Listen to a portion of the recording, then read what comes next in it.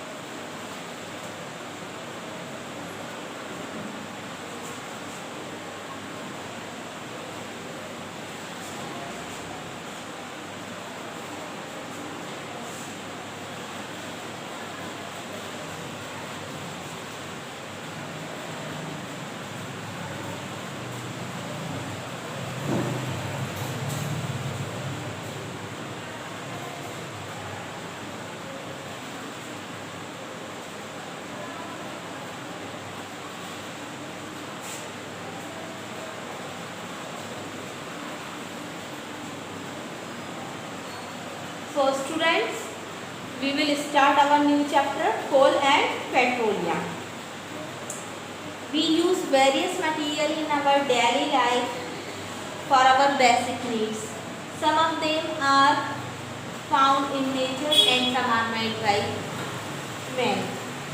अब हम अपनी डेली लाइफ में हज़ारों चीज़ें यूज़ करते हैं, जिसमें से कुछ तो नेचुरल अकरिंग होती हैं, यानी कि नेचर की तरफ से मिली हुई होती हैं, और कुछ उसमें से कुछ जो होती हैं वो हम खुद बनाते हैं। तो आप एक लिस्ट बनाइए, सोच के देखिए कि हम डेली लाइफ में कौन कौन सी चीज़ें नेचुरली यूज़ करते हैं और कौन कौन सी मैन मेड थिंग्स होती हैं। अब आप देखेंगे जैसे कि आप फर्नीचर है और ब्लैक बोर्ड है, ये सब क्या है, मैन मेड थिंग्स हैं। और अब जब आप नेचुरल थिंग्स को देखेंगे तो उसमें आपको क्या क्या दिखेंगी, एयर है, वाटर है, सॉइल है, मिनरल्स हैं। All these are found in natural and occurring naturally, so we call all these things as natural resource. तो जैसे कोल है, जैसे कि आपका वाटर है, एयर है और मिनरल्स हैं, सॉइल है, ये सब हमको कुदरत की तरफ से मिली हुई हैं, खुद ब खुद पाई जाती हैं नेचर में, तो हम इनको नेचुरल थिंग्स या नेचुरल रिसोर्स कहते हैं।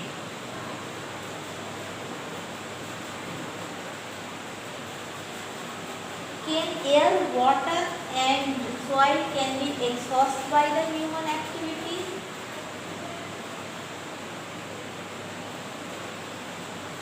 Is water a limitless resource? अब आपसे एक क्वेश्चन पूछा जा रहा है कि एयर, वाटर और सॉइल जो है वो एक्सहॉस्टेबल नेचुरल रिसोर्स है, यानी कि ह्यूमन एक्टिविटीज़ से वो ख़त्म हो जाएंगे। क्या वाटर जो है वो लिमिटलेस है? ये सारी चीज़ें आपसे पूछी जा रही हैं।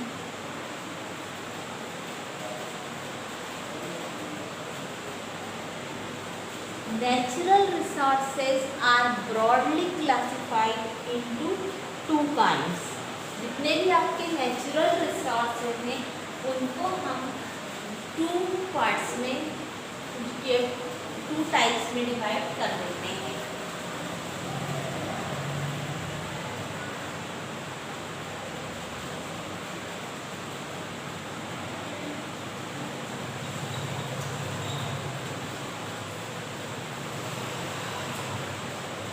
नेचुरल रिसोर्सेज को आपने टू पार्ट्स में डिवाइड किया। सबसे पहले क्या हुआ, वो इनएक्सहॉस्टेबल,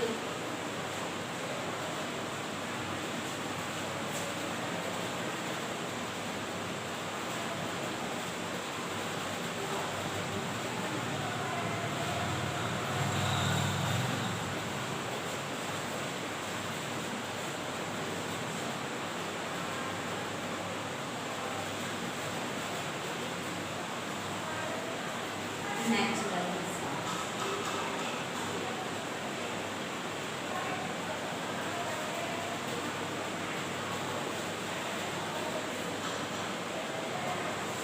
Second is exhaustive natural resource.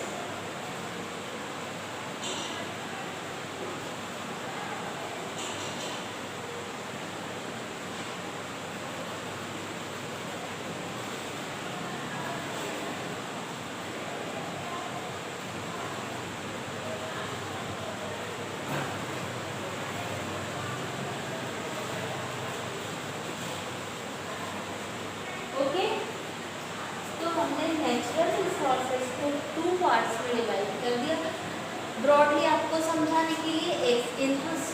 एक्सहॉस्टेबल, दूसरा एक्सहॉस्टेबल। तो इन एक्सहॉस्टेबल रिसोर्सेज कौन से होते हैं? These resources are present in unlimited quantity in nature and not likely to be exhausted by human activities. Inexhaustible natural resources जो हैं वो अनलिमिटेड क्वांटिटी में पाए जाते हैं, यानी कि उनकी कोई लिमिट नहीं है, कितने भी पाए जाएंगे और आप चाहे उनको कितना भी यूज़ करें वो ख़त्म नहीं होते हैं, जैसे कि सनलाइट के, एयर के। तो इनएक्सहॉस्टेबल की एग्जाम्पल क्या हो गई आपको? सनलाइट। आप सनलाइट को कितना भी यूज़ करें या ख़त्म हो रहेगी या कम हो रहेगी। तो जो नेचुरल रिसोर्सेज जो अनलिमिटेड होते हैं, जिनकी कोई लिमिट नहीं है, आप चाहे जितना उन्हें यूज़ करें, ना वो ख़त्म हो रहे हैं ना कम हो रहा है, तो ऐसे नेचुरल रिसोर्सेज को आप इनएक्सहॉस्टेबल नेचुरल रिसोर्सेज कहते हैं। और उसकी एग्जाम्पल सनलाइट और एयर है। फिर उसके बाद आइए आप exhaustible natural resources. The amount of these resources in nature is limited. मतलब exhaustible natural resources जो हैं उनका अमाउंट जो है नेचर में जो है वो लिमिटेड है। They can be exhaust by the human activities. मतलब ये ख़त्म हो जाते हैं इंसान की एक्टिविटीज़ के द्वारा। जब आप उनको यूज़ करते जाएंगे तो एक न एक दिन थोड़े करके ख़त्म होते जाएंगे। इनका एग्जाम्पल क्या क्या है? फॉरेस्ट, वाइल्ड लाइफ, कोल, पेट्रोलियम, नेचुरल गैस। इनकी एग्जाम्पल क्या है? एक्सहॉस्टेबल, जो ख़त्म होते जा रहे हैं ह्यूमन एक्टिविटीज़ के द्वारा। फॉरेस्ट भी ख़त्म होते जा रहा है।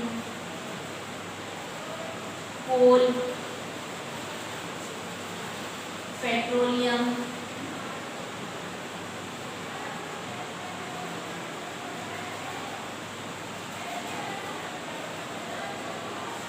नेचुरल गैस,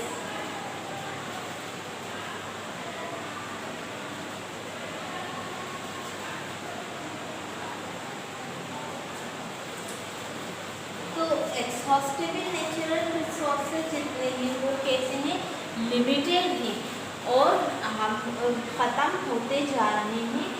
और उसकी एग्जाम्पल मैंने आपको बता दिया है, जैसे कि फॉरेस्ट भी ह्यूमन एक्टिविटीज़ के द्वारा ख़त्म हो रहा है, कोल भी, पेट्रोलियम भी और नेचुरल गैसेस, ये सब कीमती नेचुरल रिसोर्सेज हैं जो एक्सहॉस्ट होते जा रहे हैं। ओके,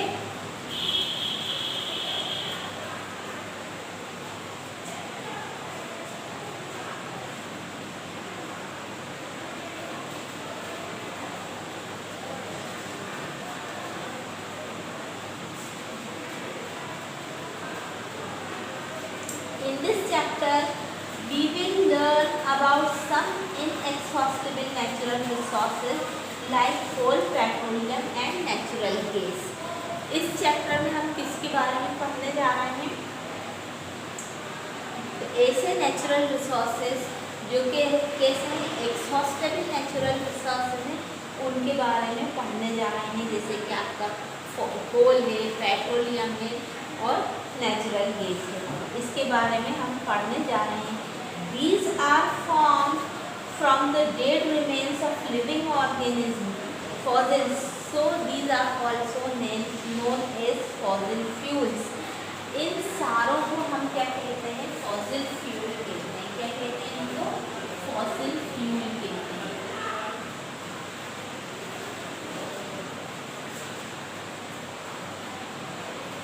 फॉसिल फ्यूल कहलाते हैं ये सब। कोल, कोल, पेट्रोलियम और नेचुरल गैस, इन सब को हम क्या कहते हैं? फॉसिल फ्यूल कहते हैं। क्यों? क्योंकि ये किससे बनते हैं? Remains of dead living organism, जो जिंदा चीज़ें मर जाती हैं वो हज़ारों साल तक ज़मीन में दबी रहती हैं, उनसे ये बनते हैं, इसलिए इनको आप क्या कहते हैं? फॉसिल फ्यूल कहते हैं। अब हमारा सबसे फर्स्ट टॉपिक जो है अपने फॉसिल फ्यूल का, कोल।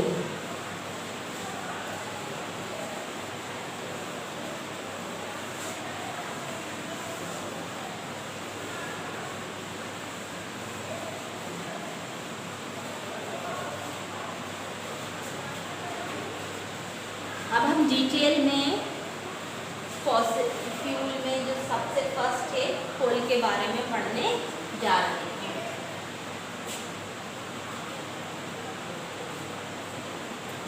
कोल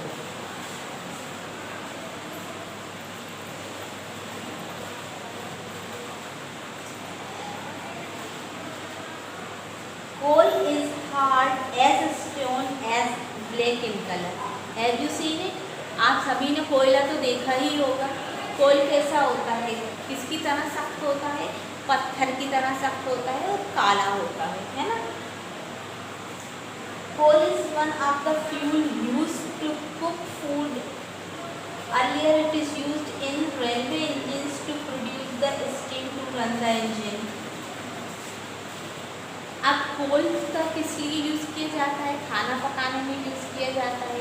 पहले इसको किस में भी यूज़ किया जाता था? रेलवे में भी यूज़ किया जाता था। इसको जलाकर स्टीम प्रोड्यूस की जाती थी। That steam is used to run the engine, और इंजन चलाने के लिए उस स्टीम का यूज़ किया जाता था। It is also used in thermal power plants to produce the electricity. Coal को आप और कहाँ पर यूज़ करते हैं? थर्मल पावर प्लांट में उसको यूज़ किया जाता है बिजली बनाने के लिए। Coal is also use as fuel in various industries, और कई कारखानों में कोल का यूज़ किस तौर पे किया जाता है? फ्यूल के तौर पे यूज़ किया जाता है। कोयला जलाकर कई चीज़ें बनाई जाती हैं कारखानों में। Story of the coal. Where do we get coal from and how it is found. अब स्टोरी ऑफ द कोल में आपको क्या पढ़ाया जाएगा कि हमको कोयला कहाँ से मिलता है और कैसे मिलता है। About 300 million years ago, the Earth has dense forests in low-lying wet areas. Due to the natural process like the flooding, these forests get buried under the soil. अब क्या होगा कि 300 मिलियन साल पहले ज़मीन पर बहुत गहरे गहरे जंगल थे, और ये जंगल जो है वो नेचुरल प्रोसेस जैसे फ्लड है और बाकी चीज़ें हैं, इन सब की वजह से ये जंगल जो है वो ज़मीन में मिलते गए, ये पेड़ पौधे अंदर धंसते गए। और जैसा जैसा वक्त गुजर गया, as the time pass, as more soil deposited over them, they were compressed. अब जैसा जैसा टाइम गुजरता गया तो उनके ऊपर ज़्यादा से ज़्यादा मिट्टी और चढ़ती गई और वो नीचे अंदर दबते गए। द टेम्परेचर और also rose as they sank deeper and deeper. Under high temperature and pressure, dead plants got slowly converted to coal. अब आपको पता ही है कि जब हम ज़मीन में नीचे उतरते जाते हैं, नीचे होते जाते हैं, तो टेम्परेचर जो है बढ़ता जाता है। अब जब जैसा जैसा टाइम गुजर रहा है उसके ऊपर और मिट्टी और बाकी चीज़ें भी डिपॉजिट होती जा रही हैं, तो जब टेम्परेचर और प्रेशर दोनों ही चीज़ें बढ़ी तो ये धीरे धीरे करके ये डेड प्लांट्स जो है वो किस में कन्वर्ट हो गए? कोल में कन्वर्ट हो गए। तो इस इस तरह से कोल बन गया और हज़ारों साल लगते हैं इस प्रोसेस में, इसलिए हम कोल को क्या कहते हैं, फॉसिल फ्यूल भी कहते हैं।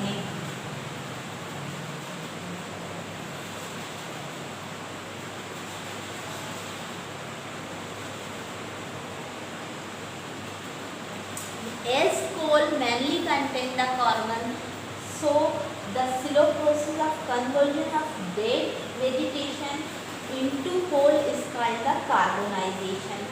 तो जो आप सभी को बता दिया जाए कि जो कोल है उसका मेन क्या होता है, उसमें मेनली क्या होता है, कार्बन होता है। तो ये जो डेड वेजिटेशन का कोल में कन्वर्ट होने की जो प्रोसेस है, धीरे धीरे करके जो डेड वेजिटेशन है वो जो कोल में कन्वर्ट होता है, इस प्रोसेस को आप क्या कहते हैं, कार्बोनाइजेशन कहते हैं। क्या कहते हैं आप इसको, कार्बोनाइजेशन। अब आपसे कोई ये पूछे कि कार्बोनाइजेशन क्या होता है, तो आप क्या बताएंगे, what is carbonisation?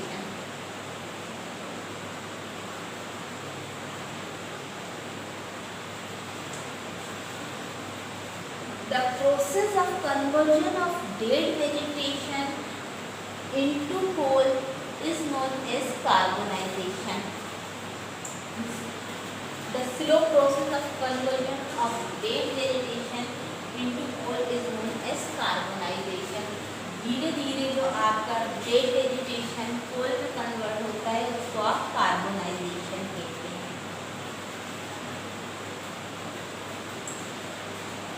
So it is formed from the dead remains of vegetation. Coal is also called the fossil fuel. अब ये किससे बना है, डेड वेजिटेशन से बना है, मतलब जो पूरे पूरे जंगल ज़मीन में धंस गए हैं और प्लांट्स जो मर जाते हैं उनसे बनता है। तो इसको आप क्या कहते हैं, इसीलिए, और ये बहुत स्लो प्रोसेस है, हज़ारों साल लगते हैं, इसलिए आप इसको क्या कहते हैं, फॉसिल फ्यूल। कोल को आप क्या कहते हैं, फॉसिल फ्यूल भी कहते हैं।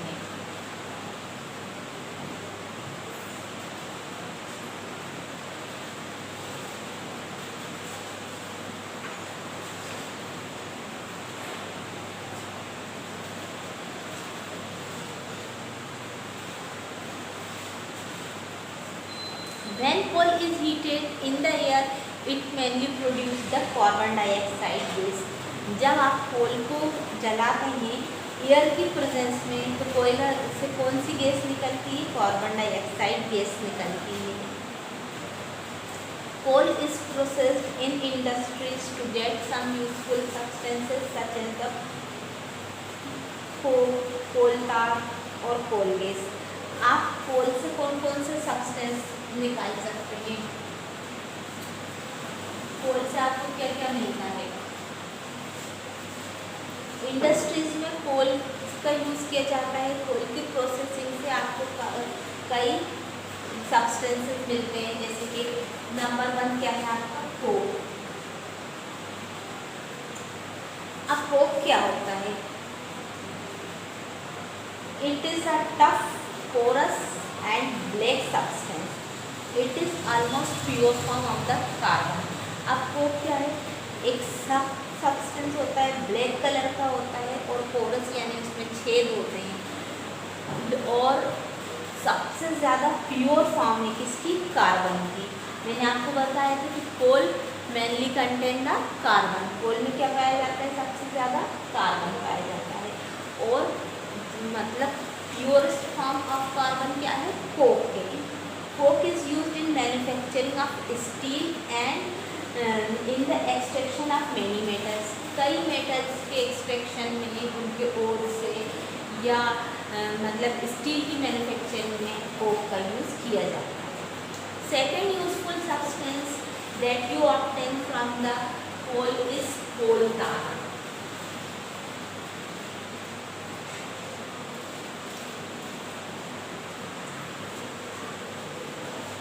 Coal tar. It is a black thick liquid with an unpleasant smell. कोल तार का मतलब जानते हैं, हम अपनी डेली यूज की भाषा में उसको कहते हैं डामर। कोल तार कैसा है, ब्लैक कलर का लिक्विड होता है, थिक यानी गाढ़ा होता है, गिरते से ही जम जाता है, आपने देखा है ना डामर। और it is a mixture of about 200 substances. जो आपका कोल तार है वो किसका मिक्सचर है, 200 सब्सटेंस का मिक्सचर होता है। सभी ने देखा होगा, सभी फैमिलियर होंगे कोल तार से।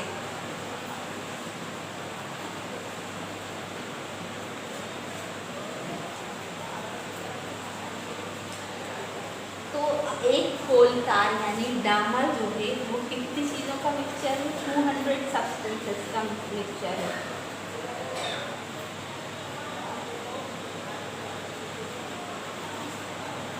जो प्रोडक्ट ऑब्टेन किए जाते हैं कोल तार से वो स्टार्टिंग मटेरियल के तौर पे यूज होते हैं इंडस्ट्रीज में।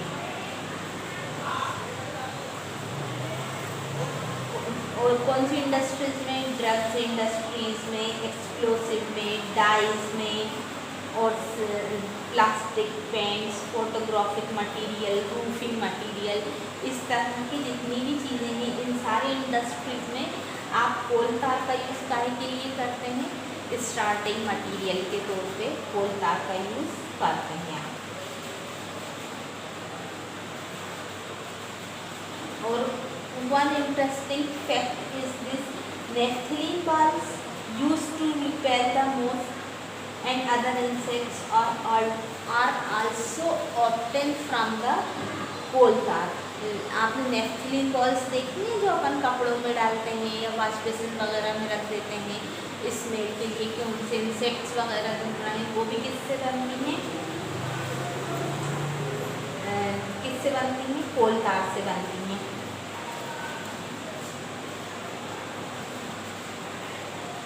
तो mainly coal tar is used इन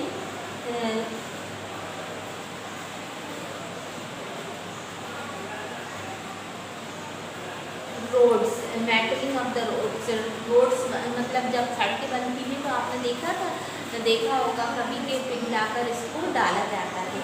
लेकिन नाउ अडेज बिट्यूमिन जो कि पेट्रोलियम प्रोडक्ट है उसका यूज़ किया जाता है सड़कें बनाने में, मेटलिंग करने में। तो आपके कोल तार हो गया। फिर उसके बाद third thing is coal gauge.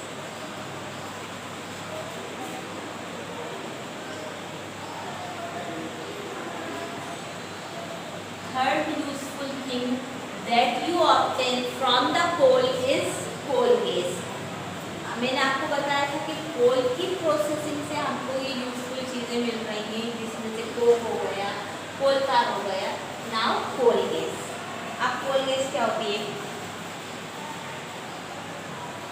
Coal gas कब मिलती है, we get coal gas when coal during the processing of coal to get the coke। जब आप कोल से कोक बनाते हैं तो उस वक्त कौन सी गैस रिलीज होती है, कोल गैस रिलीज होती है। It is used as a fuel in many industries near the coal processing plants. ऐसे कारखाने जो कोल प्रोसेसिंग प्लांट के करीब होते हैं उन कारखानों में कोल गैस फ्यूल के तौर पर यूज की जाती है।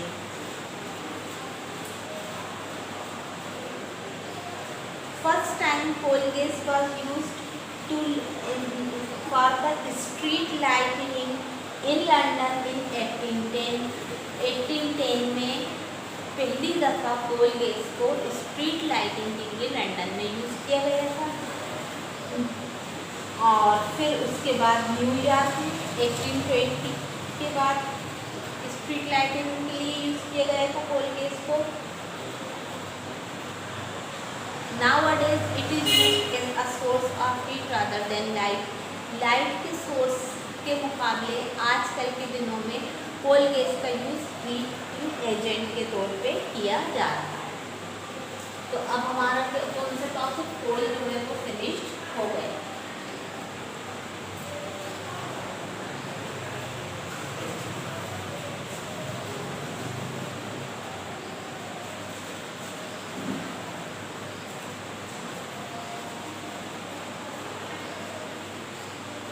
second topic is petroleum. Petroleum को भी आप फॉसिल फ्यूल कहते हैं। ये सब क्या है? हमारे कोल, पेट्रोल, डीजल जो भी है, ये क्या है?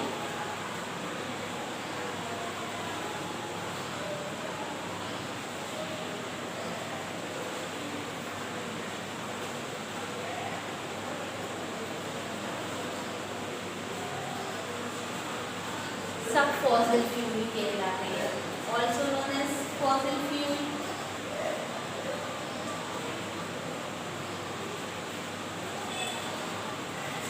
आप पेट्रोलियम को भी फॉसिल फ्यूल कहते हैं। अब हमारा टॉपिक क्या है? Petroleum. All of us know that petrol is used as a fuel in light vehicles such as the scooters, bikes, cars, etc. However, motor vehicles like trucks and tractors run on diesel. अब जितनी भी जैसे हल्की चीज़ें या छोटी चीज़ें होती हैं, ये सारी चीज़ें जो है वो किससे चलती हैं? पेट्रोल से चलती है। जैसे बाइक में भी आप पेट्रोल डालते हैं, कार में भी और स्कूटर्स में भी और मोपेड्स में भी, इन सारी चीज़ों में आप पेट्रोल को यूज़ करते हैं। जबकि हैवी व्हीकल्स जैसे ट्रक है, ट्रैक्टर है, ये सारी चीज़ें किससे चलती हैं? डीजल से चलती हैं। पेट्रोल एंड डीजल और obtain from the natural resource known as petroleum. जो आपके इतने कीमती, इतने ज़रूरी जो चीज़ें हैं आपके पेट्रोल और डीजल, और both these things you obtain from the petroleum. ये दोनों ही चीज़ें आपको किससे मिलती हैं? पेट्रोलियम से मिलती हैं। और आपको पता ही है कि पेट्रोलियम नेचुरल रिसोर्स है और उसको हम फॉसिल फ्यूल कहते हैं। फॉसिल फ्यूल क्यों कहते हैं? क्योंकि ये भी बहुत धीरे धीरे बनता है। कैसे बनता है मैं आपको बता रही हूँ। The word petroleum is derived from the petra means rocks and oleum means oil. अब पेट्रोलियम जो वर्ड है वो कहाँ से निकाला गया है? वर्ड पेट्रा और लियम से निकाला गया है, दो से मिलके बना है। तो पेट्रा का मतलब होता है रॉक्स और लियम का मतलब होता है oil. So it is in mines, it is found between the rocks under the earth. अब ज़मीन के अंदर चट्टानों के बीच में ये पाया जाता है। अब how petroleum is found? Petroleum कैसे बनता है? Petroleum was found from the organism living in the sea. जो समुद्र में जो ऑर्गेनिज्म रहते हैं उनसे पेट्रोलियम बनता है। Is these organism died, their bodies settled in the bottom of the sea and got covered with the layer of sand clay.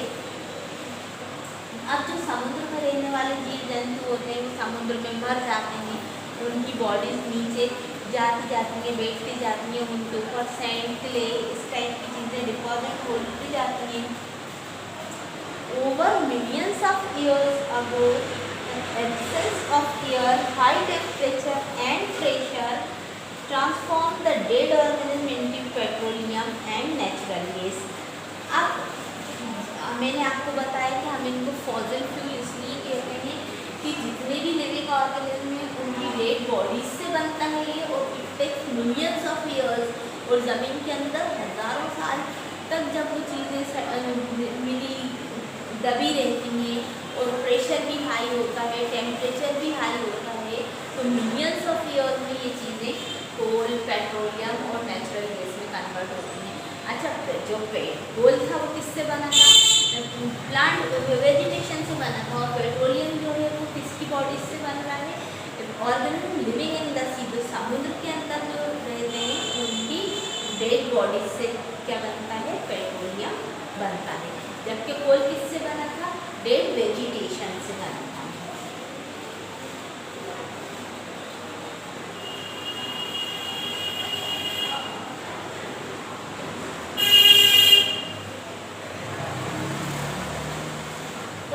पता चल गया कि पेट्रोलियम कहाँ से निकलता है, आप पेट्रोलियम कैसे पाते हैं, और पेट्रोलियम से आपको क्या क्या मिलता है? पेट्रोल और डीजल, जो कि बहुत कीमती प्रोडक्ट हैं, वो मिलते हैं।